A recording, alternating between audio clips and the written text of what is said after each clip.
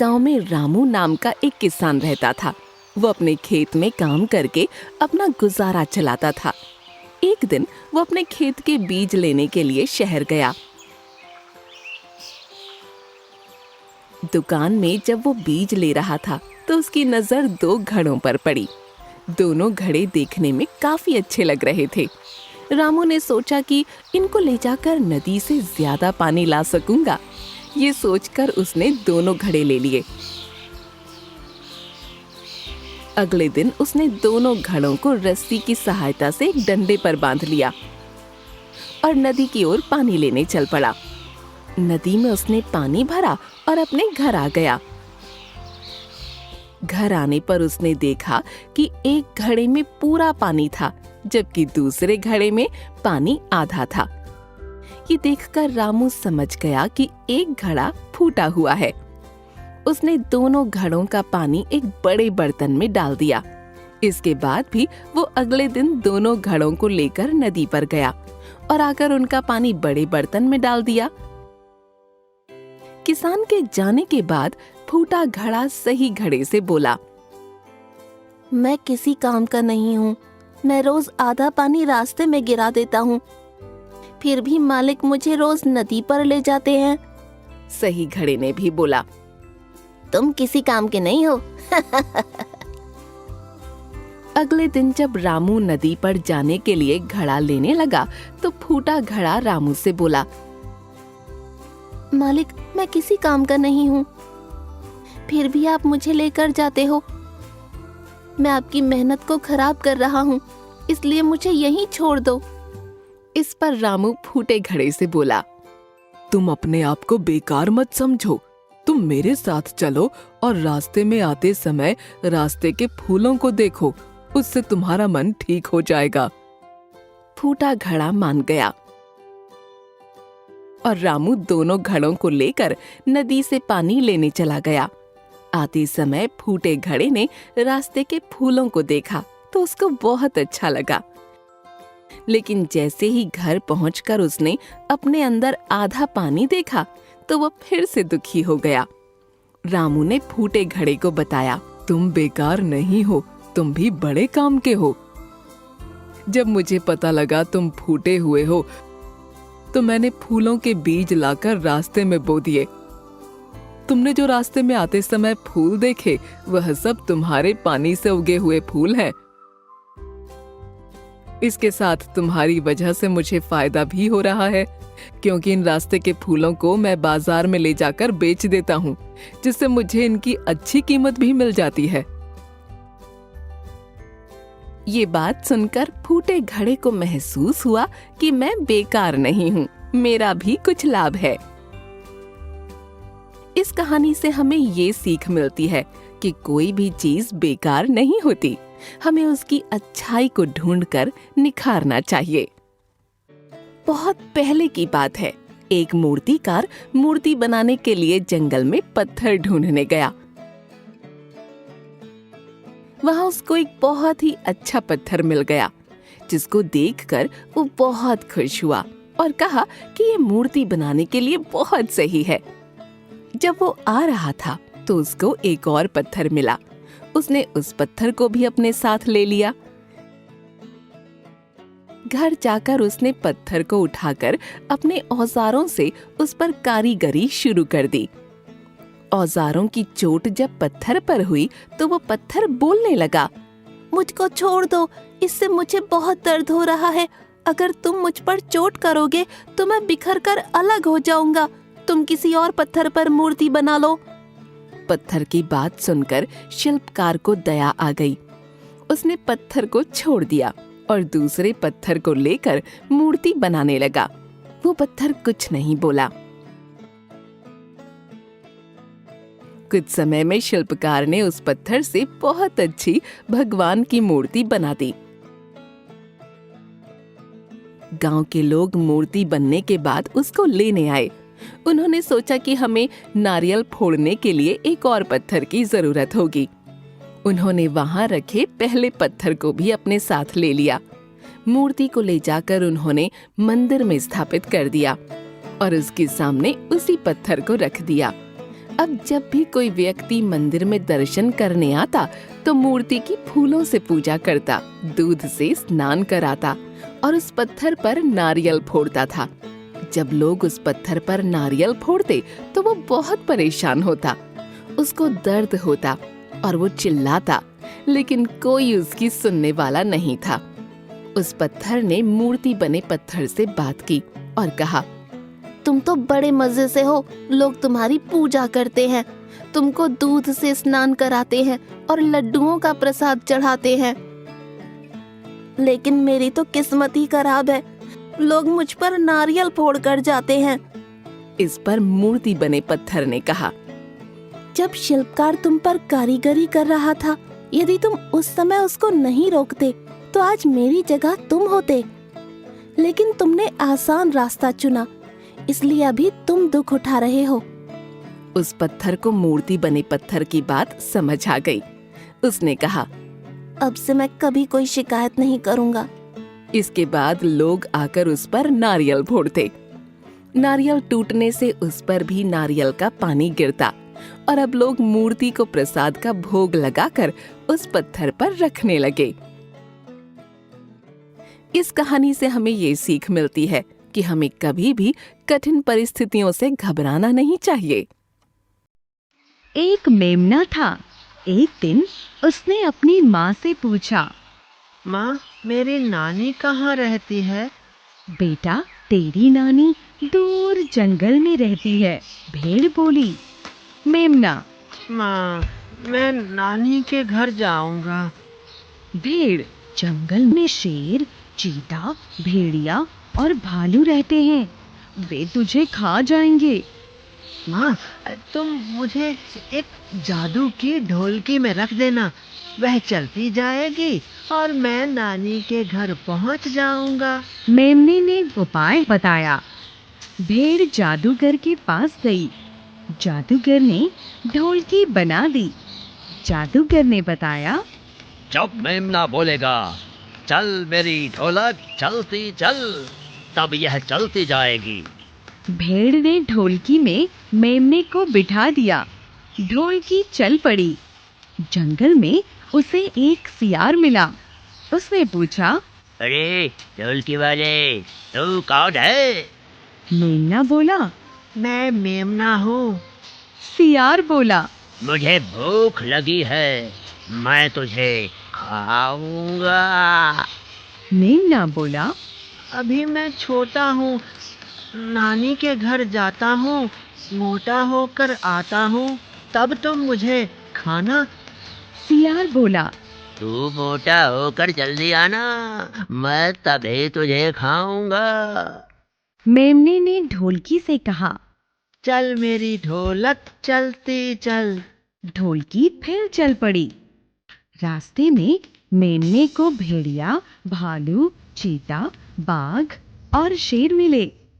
सभी उसे खाना चाहते थे। मेमने ने सभी से यही कहा, नानी के घर जाता हूँ, मोटा होकर आता हूँ, फिर तुम मुझे खाना। ढोलकी में लुढ़कता हुआ मेमना अंत में नानी के पास जा पहुंचा। नानी उसे देखकर बहुत प्रसन्न हुई। नानी ने उसे बढ़िया बढ़िया भोजन खिलाए और बहुत प्यार किया। मेमना 1 महीने तक नानी के पास रहा। वह खूब खा पीकर मोटा हो गया था। मेमने ने नानी से कहा, नानी जी, अब मुझे माँ के पास भेज दो। नानी ने ढोलकी पर जादू का एक डंडा लगवा दिया।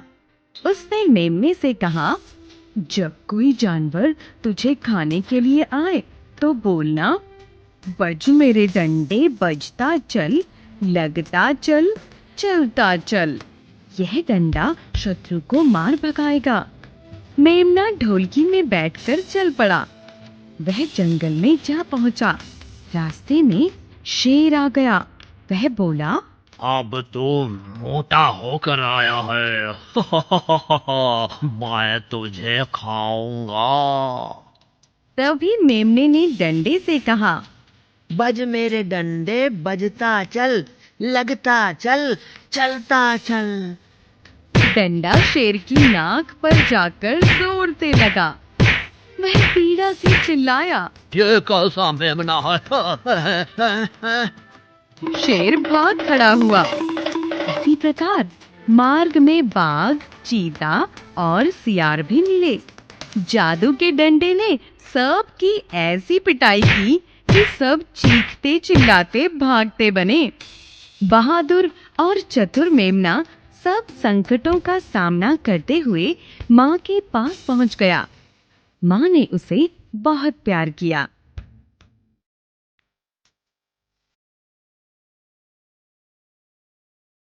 एक बार की बात है, रामपुर गांव में दो भाई रहते थे। बड़े भाई का नाम विक्रम और छोटे भाई का नाम राघव था। विक्रम बहुत अमीर था, जबकि छोटा भाई राघव बहुत गरीब था।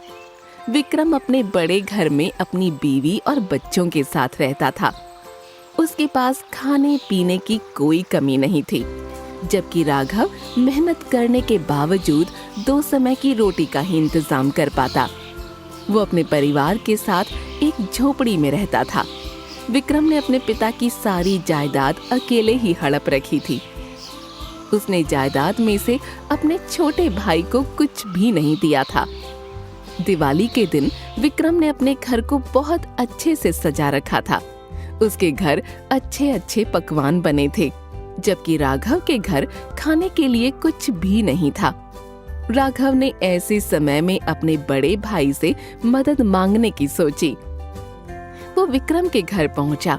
उसने अपनी स्थिति के बारे में विक्रम को बताया और कुछ पैसे उधार देने को बोला, लेकिन विक्रम ने पैसे देने से साफ मना कर दिया। जिसके बाद वो खाली हाथ ही अपने घर जंगल के रास्ते लौटने लगा। जंगल में राघव को एक बुढ़िया दिखी, जिसके पास लकड़ियों का गट्ठर था। राघव ने सोचा, यदि मैं इस बुढ़िया की लकड़ियां इसके घर पहुंचा दूंगा तो मुझे बदले में कुछ पैसे मिलेंगे। वो बुढ़िया के पास गया और उसने लकड़ियों को उसके घर पहुंचाने के लिए पूछा, जिस पर बुढ़िया ने सहमति जताई। राघव ने अपनी स्थिति के बारे में बुढ़िया को बताया। लकड़ियां बुढ़िया के घर पहुंचाने पर बुढ़िया ने राघव को मिठाई का डब्बा दिया और कहा कि तुम ये मिठाई जंगल में बनी गुफा में रहने वाले बौनों को दे आओ।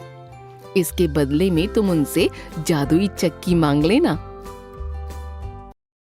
राघव ने ऐसा ही किया और मिठाई बौनों को देकर उनसे जादुई चक्की ले आया। बौनों ने चक्की देते हुए कहा, तुम इससे जो मांगोगे वो मिल जाएगा। जब तुम्हें इस चक्की को रोकना हो तो इस पर लाल कपड़ा डाल देना। राघव खुशी खुशी वो चक्की अपने घर ले गया और अपनी बीवी को सारी बात बताई। उन्होंने चक्की को जमीन पर रखा और अनाज, फल, सब्जियां मांगी। कुछ ही समय में सब कुछ चक्की से निकलता गया। उन्होंने इसके बाद भरपेट अच्छा खाना खाया। राघव अब चक्की में से निकलने वाले अनाज को मंडी में ले जाकर बेचने लगा, जिससे वो कुछ ही समय में अमीर हो गए। उन्होंने नया घर भी बना लिया। जब ये बात विक्रम को पता लगी तो उसने सोचा कि छोटा भाई इतनी जल्दी अमीर कैसे हो गया।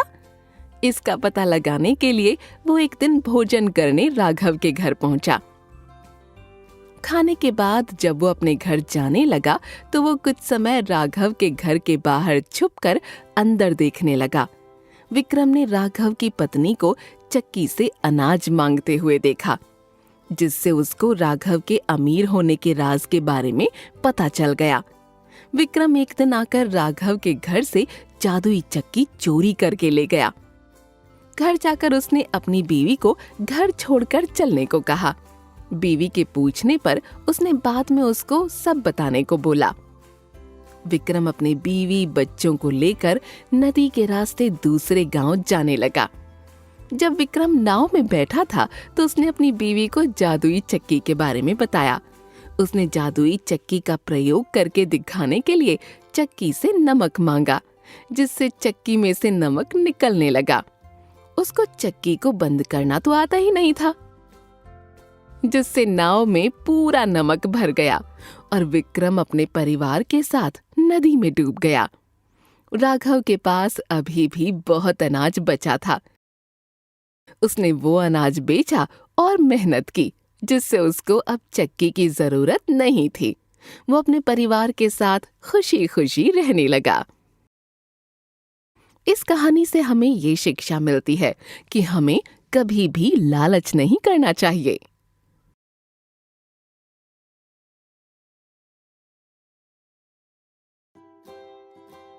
ये कहानी एक ब्राह्मण की है जिसका नाम रामदयाल था।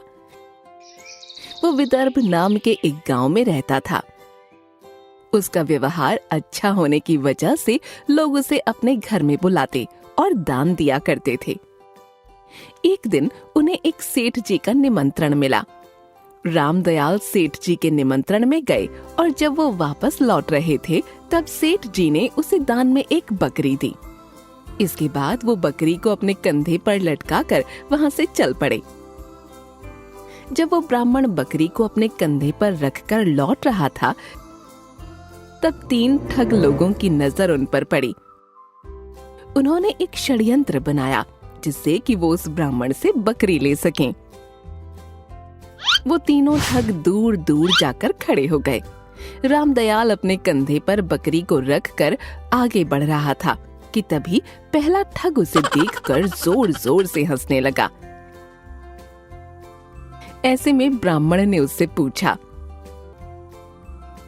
क्या बात है, तुम मुझे देखकर क्यों हंस रहे हो? ब्राह्मण के सवाल पर उस ठग ने जवाब दिया, महाराज, मुझे माफ करना, लेकिन मैंने पहली बार ऐसा देखा है कि कोई ब्राह्मण एक गधे को अपने कंधे पर उठाकर ले जा रहा है। ये कहकर वो ठग फिर से हंसने लगा। रामदयाल ने उसकी बात पर ध्यान नहीं दिया और वो वहां से चला गया। चलते चलते रास्ते में दूसरा ठग आया। दूसरे ठग ने ब्राह्मण से कहा, क्या बात है महाराज, इस गधे को चोट लगी है क्या, जो आप इसे अपने कंधे पर ले जा रहे हैं? ये सुनकर रामदयाल गुस्सा हो गया और उससे बोला, तुम्हें दिखाई नहीं देता क्या? यह कोई गधा नहीं है, यह एक बकरी है और मुझे यह दान में मिली है, इसीलिए मैं इसे अपने कंधे पर रख कर ले जा रहा हूँ। ये सुनकर ठग ने कहा, मुझे माफ करना, लेकिन शायद आपको किसी ने ठग लिया है, यह बकरी नहीं गधा है। ये सुनकर रामदयाल सोचने लगा कि पहले वाला व्यक्ति भी इसे गधा कह रहा था, ये भी इसे गधा कह रहा है, आखिर लोगों को हुआ क्या है? ये सोचते सोचते वो आगे चल पड़ा। चलते चलते उसे रास्ते में तीसरा ठग मिला। तीसरे ठग ने ब्राह्मण से कहा, ब्राह्मण देवता, आप इतनी तकलीफ क्यों उठा रहे हैं? लाइए इसे मुझे दे दीजिए, मैं इसे आपके घर तक छोड़ कर आऊंगा। ब्राह्मण के लिए कार्य करना पुण्य का काम है, इससे मुझे आपका आशीर्वाद मिल जाएगा। उस व्यक्ति की ये बात सुनकर ब्राह्मण खुश हो गया और उससे बोला, बहुत बहुत शुक्रिया, तुम एक भले इंसान लगते हो। फिर उसने वो बकरी ठग को सौंप दी। वो दोनों एक साथ चलने लगे। कुछ दूर तक चलने के बाद ठग ने रामदयाल से पूछा, वैसे आप इस गधे को कहाँ ले जा रहे हैं? ये सुनकर रामदयाल ने उसे कहा, यह गधा नहीं बकरी है। माफ करना ब्राह्मण देवता, किसी ने आपके साथ छल किया है, यह कोई बकरी नहीं बल्कि गधा है। ठग ने उस ब्राह्मण से कहा। ये सुनते ही रामदयाल ठग से बोला, मैं तुम्हें यह गधा दान में देता हूँ, तुम इसे ले जाओ। ये सुनते ही ठग अंदर ही अंदर खुश हो गया, क्योंकि उसकी तरकीब काम कर गई। इसके बाद वो ठग बकरी को ले गया और उसे बाजार में बेच दिया। बकरी को बेचकर उसे अच्छा मुनाफा हुआ। इस कहानी से हमें ये सीख मिलती है कि किसी भी झूठ को बार बार दोहराने से लोग उसे सच मानने लगते हैं। इसीलिए हमें हर वक्त अपने दिमाग का इस्तेमाल करते हुए फैसला लेना चाहिए।